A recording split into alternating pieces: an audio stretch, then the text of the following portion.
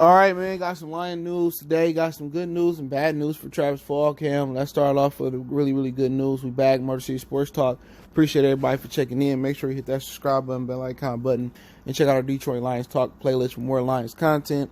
But yeah, man, we got 3 Lions that come off the COVID-19 reserve list, and TJ Hockenson has cleared protocol. The punter we got from somewhere in Australia, Arryn, Spiosis, whatever his name is, and also second-year cornerback, who I'm expecting big things from, Amani Oruwariye, comes off the COVID-19 injury reserve list. Yesterday we had like 5 or 6 additional players, opt out from the NFL, so the opt-out deadline has already came and gone. It was yesterday at 4 p.m. Eastern Standard Time, so no big-name Lions have opted out neither. So I'm not sure if some of these guys were showing symptoms or not, but they back after testing positive or being in contact with somebody last week. So, it's good to have them back. I think all 3 of them got critical, important jobs. This punter that we replaced Sam Martin with, this Arryn guy, we really need him to step up. I mean, I remember one year, a couple years ago, that, Sam Martin lost us a game with a bad punt late in the game. So the punter position is very, very vital for what the Lions want to do. I mean, last year special teams was terrible. I mean, now we got the special teams coordinator from Cincinnati, but last year was just terrible. People running kicks back and not tackling, and a lot of stupid penalties. I mean, I think we had an extra point blocked where somebody gave up the inside instead of giving up the outside. So, the punter is very, very important. They really can't change the field position for you. And you got a punter with a big leg that can pin people inside the 10, inside the 5, the flip field position, that's key. So I don't know exactly how good this dude is to come in and get a shot, but hopefully he can do the job, and we can win something this year and don't have to worry about, special teams. We know Predator got it on lock. We know Sam Martin was pretty okay, but they didn't want to pay him no more for whatever reason that was. But, yeah, that's that. But then you got Amani Oruwariye out of Penn State, which I think eventually going to start over Desmond Trufant, because I think Desmond Trufant is washed up. He allowed over 10 yards to catch last year. That kind of going over people's head, especially in this system where you don't get a lot of help over the top. You out there man-to-man and press cover. So I think Amani going to get his shot. Right now, he haven't really missed much. None of these guys. These guys have basically been strength and conditioning, getting in shape. So this is their version of pre-training camp or mini camp OTAs to get these guys in shape.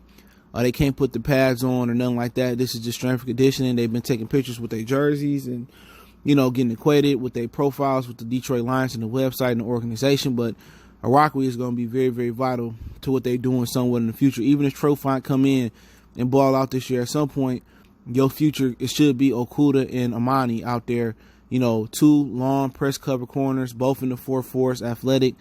And, at the end of the day, I think Amani could be just as good as Okudah could be. And I think Okudah could be just as good as Amani could be. And that'll be interesting because they both, 6'1", 6'2", long press cover corners, athletic enough, tremendous ball skills. And I think, the Lions might have their best, duo corners that we've seen in a long time.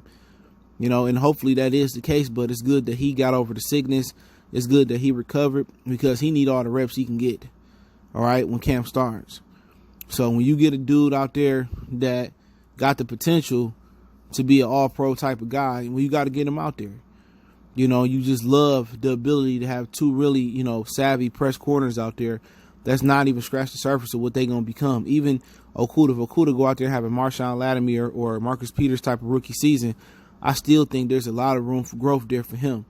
And, it's good to have this guy off the injured reserve list, all right, or the COVID list. So hopefully everybody stay healthy and we don't have to worry about those catastrophic training camp injuries. But Hockenson, that's the huge guy coming off the list out of the bunch. This is a dude that we expecting a big year 1 to year 2 jump. I mean, a lot of the young tight ends have been working out with George Kittles. I mean, I think David Knox is working out with him as well. And there was another young tight end that's working out with him this year. And you just hope to have the year 1 to year 2 jump that Kittles had. And it was tremendous. Look at his numbers. And that's what we expecting out of TJ Hockenson this year. So he don't have no excuses. He didn't miss no training camp reps.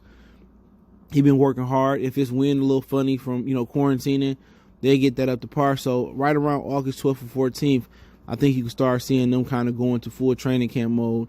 Still don't know exactly what's going to happen with training camp, but with Hockenson, he's a weapon. He might not be a burner like Noah Fant, but if you go back and look at some of his plays with Arizona, the way he comes out of those breaks, how fluid the hips is, how athletic he is, and how the agility side to side goes, man. He's a superior athlete as a tight end, and I think Darrell Bevell has to find a better way to get him and Jesse James involved in the offense.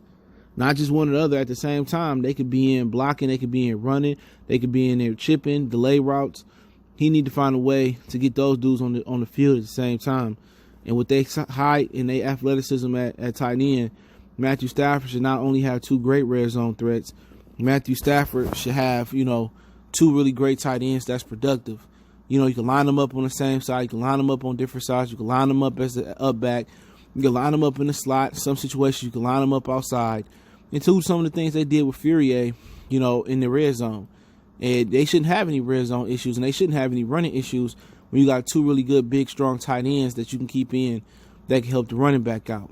All right, but all three of these dudes have a clear protocol.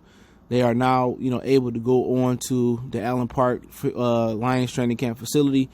So I think that makes 5. So I think we're missing 3 more guys. I believe it is, because Galladay, he came back yesterday, and there was somebody else that came back with him as well. So I couldn't remember. But yeah, Travis Fulgham, they released him, right? And they released some guy they just signed, a defensive lineman. They picked him up and released him. So I guess as people fall off that reserve COVID-19 list, they got to cut the additional dudes on the roster, because you don't know how long somebody gonna be on the COVID-19 list. But Fulgham had a great deep ball game at Old Dominion. Remember, he was a military brat. He learned the game of football a little bit later, in life. But I like Fulgham. You know what I'm saying? Did he have some key drops at times in his preseason debut last year? Yeah. But you could see the athleticism, you could see the potential, but I don't think he was going to make the team to begin with. Even with Geronimo Allison, I think they was going to roll with their big 3, Jones, Amendola, Galladay, and then I think it was going to be Marvin Hall and Quintez Cephas. So, like we were saying, I don't think Geronimo Allison was going to make the team. I don't think Fulgham was going to make the team. And I guess you can, classify Agnew as a receiver. I look at him more as a hybrid, gidgy gadgety guy, athlete like we in college football. But I like Fulgham. I thought he had some potential. He still do have potential. So I don't know if he's gonna find another place in the league or what kind of went into them cutting him. But he can easily be brought back with an injury or whatever the situation may be. I'm not sure if he's still eligible to go in the Lions practice squad or not.